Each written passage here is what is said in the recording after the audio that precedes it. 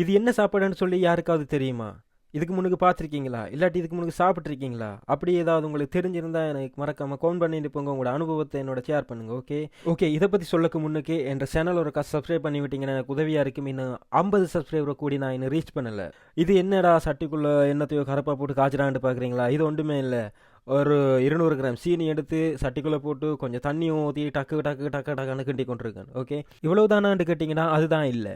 இறுகின கரமலை திருப்பியும் ஒரு கொஞ்சம் தண்ணியை ஊற்றி திருப்பியும் நாங்கள் அதை கிண்டணும். கிண்டினீங்கன்னா தான் அது இன்னொரு பாத்திரத்தில் ஊற்றும் போது நாங்கள் ஃபினிஷிங் வடிவாக பார்க்கலாம். அப்படி இல்லைண்டா கஷ்டம். ஓகே, இப்போ கரமல் காய்ச்சியாச்சான்னு கேட்டிங்கடா, கரமல் காய்ச்சியாச்சு. அதுக்கப்புறம் ஒரு பாத்திரத்தை எடுத்துக்கொள்ளுங்க. அது உங்களுக்கு சிப்பிடியான போலுகளாக இருந்தாலும் பரவாயில்ல, ஒரு பெரிய கிண்ணியாக இருந்தாலும் பரவாயில்ல, இல்லை சட்டியாக இருந்தாலும் பரவாயில்ல, அது உங்களோட இஷ்டம். அதுக்குள்ளே காய்ச்சின கரமலை அப்படியே கவுத்து கொட்டி போட்டு அப்படியே கொஞ்ச நேரத்தை சுற்றி இருக்கிற பாத்திரத்தில் உள்புறத்தில் பரவக்கூடிய மாதிரி நீங்கள் செய்யுங்க. சரியா? அது செய்யாது உங்களோட இஷ்டம். ஆனால் செய்தீங்கன்னா தான் உங்களுக்கு கரமல் நல்லா இருக்கும்.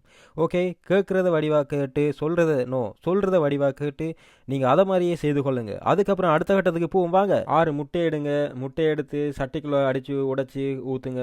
நல்லா எல்லாத்தையும் சட்டிக்குள்ளே அடித்து உடைச்சி ஊற்றி போட்டு அதுக்கப்புறம் டக்கு டக்கு டக்குன்னு முட்டையை நல்லா கலக்குங்க. கலக்கி போட்டு என்னடா வெறும் முட்டையை தான் கலக்கிறதுன்னு கேட்டிங்கன்னா அப்படி தான் இல்லை. அதுக்கப்புறம் சீனி போடணும். சீனி நான் ஒரு 200 கிராம் சேர்த்துருக்கேன். 200 கிராம் சீனியை நீங்கள் போடுங்க. அளந்தெடுங்க நீங்கள் எல்லாமே போட்டு அதையும் டக்கு டக்கு டக்குன்னு கலக்குங்க. கலக்கி போட்டு என்னடா ஒரு ஜாதி ஊத்துறைய வீணி மாதிரி இருக்கேன்னு பார்க்குறீங்களா? அது வேறு எதுவுமே இல்லை, அதான் வெண்ணிலா எசன்ஸ்.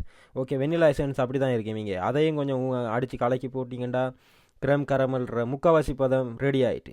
அதுக்கப்புறம் என்ன செய்கிறதுன்னு பார்த்தீங்கன்னா இதுதான் வெட்ட அதை கத்தியால் நான் வெட்டி கொண்டிருக்கிறது இதுதான் பால் பெட்டி. இந்த பாலையும் அதுக்குள்ளே கலக்கின முட்டைக்குள்ளே ஊற்றினிட்டு கிண்டாண்டு இதையும் கிண்டி போட்டு கடைசியாக நாங்கள் கரமல் ஊற்றி வச்சுருக்க சட்டிக்குள்ளே வெட்டிங்கண்டா. ஓகே, கரமல்ற 75% ரெடி ஆகிட்டு. தம்பி பார்த்து ஊற்றுறா, கீழே எல்லாம் ஊற்றுது. ஆடடா, அநியாயமாக போச்சே. சரி, ஓகே. இது இவ்வளோத்தையுமே எடுத்து என்ன செய்யுங்க, ஒரு தட்டில் அடுக்கி போட்டு உங்களோட வீட்டை அவன் மைக்ரோவன் இல்லை, பூர் அதாவது பெரிய அவன் இருந்தால் அதை தூக்கி 1 மணித்தியாலம், மறக்க வேண்டாம் சத்தியமாக இது 1 மணித்தியாலம் தான். 1 மணித்தியாலம் 100 செல்சியஸில் 1 மணித்தியாலம் நீங்கள் வெயிட் பண்ணி தாங்க இது வரணுமெண்டா. ஓகே, 1 மணித்தியாலம் விடுங்க. விட்டிங்கண்டா உங்கள் இப்போ பார்த்து கொண்டிருக்கிறது நான் செய்த கரமல் ரெடி ஆகிட்டு. தேவையான பொருட்கள் 6 முட்டை, 1 லிட்டர் பால், வெனிலா எசன்ஸ், 400 கிராம் சுகர். அவ்வளோதான், ஈஸி ரெசிபி. பிடிச்சிருந்தா மறக்காம இந்த சேனலை சப்ஸ்கிரைப் பண்ணி விடுங்க. ஓகே.